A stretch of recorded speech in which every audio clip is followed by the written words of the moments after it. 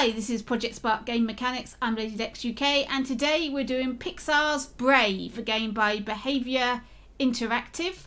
In this game, you play as Merida, the lead character in the Pixar movie Brave, and it's a twin-stick shooter, platformer and puzzler, all-round adventure game, slightly top-down, and follow cameras. It's sort of a combination of the two, and there are some puzzles in there that you might be familiar with.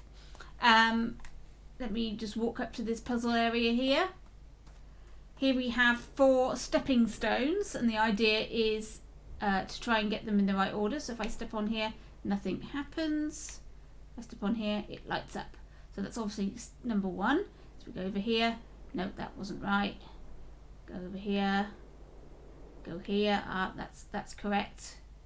That's wrong. So the only combination left is that one, then that one, and then this one. And then it opens the door and Merida can go through to the next room.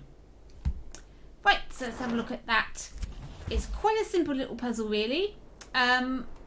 What I've done here is I've put a logic cube in the middle of the area, and I've got a trigger zone with that logic cube, so that when my player walks into the trigger zone, it's going to change our camera. I've also used this to house an object set, and I've linked all of our objects to this logic cube so that I can lift this and move it around. If I want it in a different position, I can also copy that cube and copy this puzzle and have it elsewhere in the game if I want it more than once. And obviously you can change the position of these stones as you like. The numbers on the stones are the number that you need to get in order. So it's 1, then 2, then 3, then 4, and obviously you can move those around to where you want them to be. Right, then let's start off with this logic cube. There is a little brain in here. It says when in trigger zone, player and not dungeon stone 4 has power. So when the player walks into the trigger zone and before the last stone in the puzzle is activated, it's going to do a fixed camera, and I've used the World Wizard camera to do that, and it has transition easing, so you get that nice zoom effect up to the camera. And the door has nothing in its brain whatsoever. So take the door code out. You don't need that. Right, let's look at stone number 1. Now, as you can see, there is a light bulb on top, and I have power linked that light bulb from the stone to the bulb. And so that will only turn on when this stone has power. And I've slightly embedded it into the stone so that it will pick out the design on the top. Let's have a look at its brain. So once logic cube, that's that logic cube in the middle, stones object set incremented by me. So we're going to add this stone to the object set. And then we're also going to set our default color variable to be the solid color that the stone is at the beginning of the game. So whatever you've done, so if you've changed the color of the stone, it's going to pick out whatever color it is at the beginning of the game. When the stone has power, then we're going to make that solid colour a different colour. It's going to make it this sort of golden colour. Else, solid colour equals the default. So it's the colour that you want it to be at the beginning of the game. It will do that. If it's got power, it will change to the gold, and if it hasn't, it will go back to the ordinary grey. When it does not have power, and the player stands in the trigger zone, then we're going to turn the power on, and that will turn the light bulb on,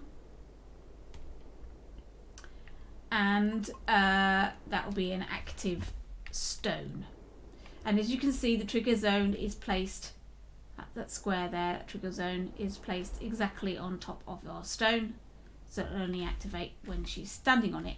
Now, I have made these stones non-collidable because it's quite difficult to jump on and off these stones and sometimes you can activate, deactivate these things. So it's best, I think, to make them non-collidable, so she actually walks into them rather than onto them.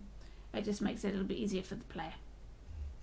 Right, Dungeon Stone 2. Exactly the same code from the top down until it gets to this bit. When not has power, started to in trigger zone player. Now it's looking to see if Dungeon Stone 1 has power. And if it does, it will power on. If it doesn't, then it just won't do anything. And then we go to stone number 3. Exactly the same, except we get down here. When started to in trigger zone player, you check to see if Dungeon Stone 2 has power and power on. Otherwise, this will turn all of them off. So each of the Logic Cube stones, it's power off. So you don't need to do it to the first two because they work off each other. But after that, you need this code. So what we're doing is we're going through each of the stones in that Logic Cube set, and we're turning their power off. And of course, once you've turned the power off on one, then this stone will not have its power on if this stone does not have its power on. So stone 2 will turn off and stone 1 will turn off, and they will all turn off.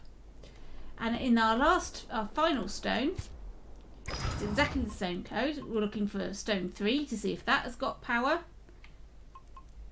And we've added a power link from the stone to the door. So once this has power, the door has power and it opens up. And because of this little bit of code in here for the camera, once that last stone is activated, then this camera will be turned off and it will go back to the player's camera. And just to make sure you get that nice transition, we're going to put a transition ease in, ease 2 in that follow camera. I've also got ignore prop collision because of her hairstyle, which I've used some stuffing and a void web. There you go, there's a void web there. You can see the stuffing just to make her hair mad, like so. If you didn't have prop collision in there, it has a tendency to zoom in and out and it gets a little annoying, so put that extra little tile in there to solve that problem. So there you go, a very simple procedural puzzle. And you can use this method with powering things on. It doesn't have to be stepping stones. In Project Spark there was some singing stones that used exactly the same principle. The stones played notes and you had to find which order to do it in. You could use this method for something like that. You can turn on computer monitors if you're doing a futuristic thing, and have those turn on in stone and turn. There's all sorts of things you could do.